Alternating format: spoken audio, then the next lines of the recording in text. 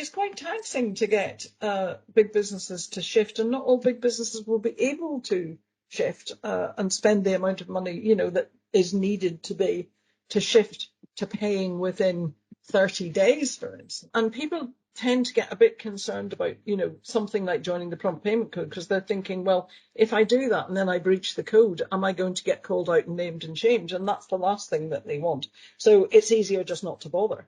But actually, it tells you so much about your whole operation if you stop and really look at payment practices. But we also know there's a lot of big businesses out there who've who want to sign up to the code, that are spending an awful lot of money making sure that their processes are up to date and fit for purpose.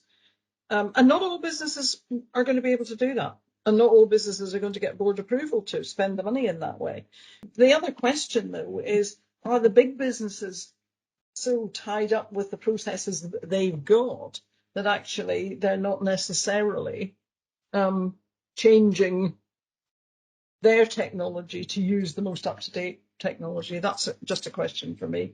What role do you think technology has in supporting this, this campaign?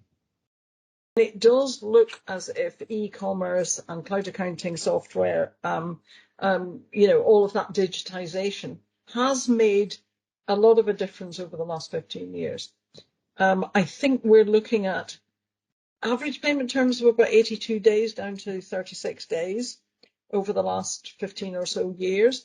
A lot of that is probably down to technology and people using, cloud accounting software, etc.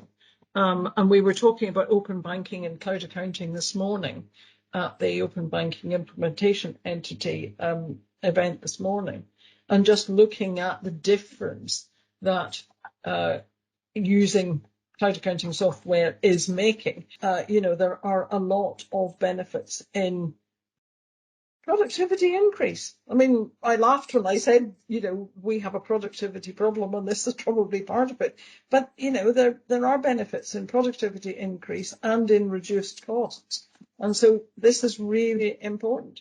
I think technology is making a difference and will continue to make a difference. It's often the smaller businesses that are the innovators and the creators of these new technologies, so that can support, with this drive towards using technology to improve payment performance.